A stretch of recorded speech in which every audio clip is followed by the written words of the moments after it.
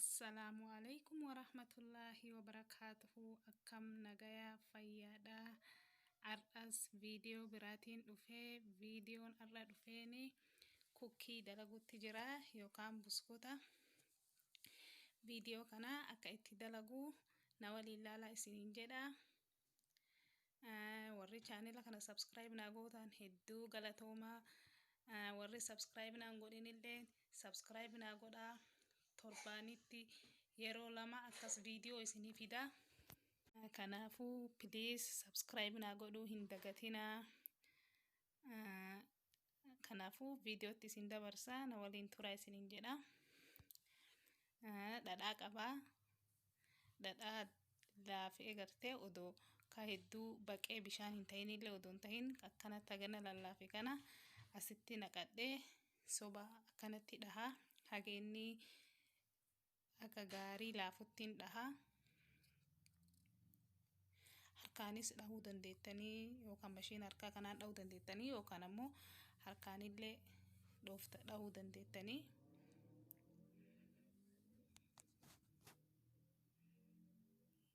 Kunoo akkanatti egaa inni hagana wanni ta'e booda sukkaaraan itti naqadha.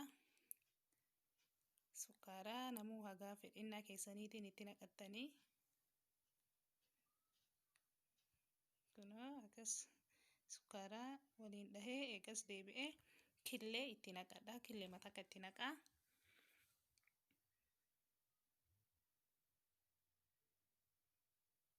Kunoo akkanatti hagana killee tana waliin akkanatti dhahee eegas deebi'ee vanniilaa kanatti naqadha. Vanniilaa hafuuraa fi hafuura xiqqoo urgeessaa saniif itti naqaa. Garuu waan adda addaa hedduu sinameen yookaan qarafaa harcee isaa yookaan ammoo hilikii harcee hilikii illee itti naqachuu dandeettanii. Amma deebi'ee sukkaara itti harcee itti naqadha. Harcee tanatti baking powder itti dabala.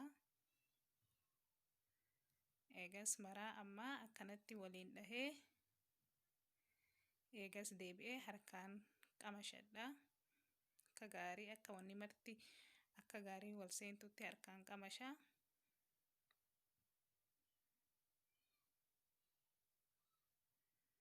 Kunoo egaa inni akkana ta'e kana booda harcee tana qamashaa kana akkanatti addaan qoodee kokkoo kanatti naqadha. Kokkoo pawudaanii chokoleeta harcee chokoleetaati.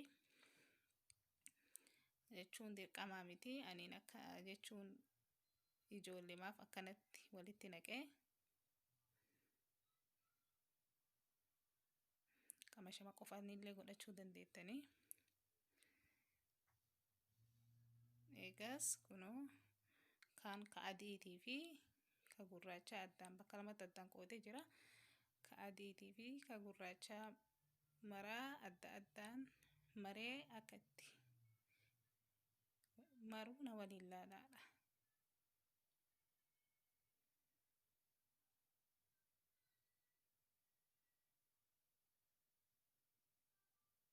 Kunoo akkanatti jechuun kukkii kataanillee muruu hin dandeettanii. Ka buskuutaa ammoo muran kanallee illee muruu dandeettanii. Aniin harkumaan godhee isin agarsiisaa jira har'a.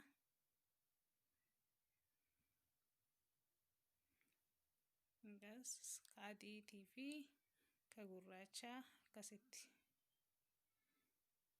hundaa maraa haala kanaan akkanatti babal'isee akkanatti mumuraa. Akkasitti muraa. Kanaafuu haga dhumatti akkanitti muruu ilaalaa.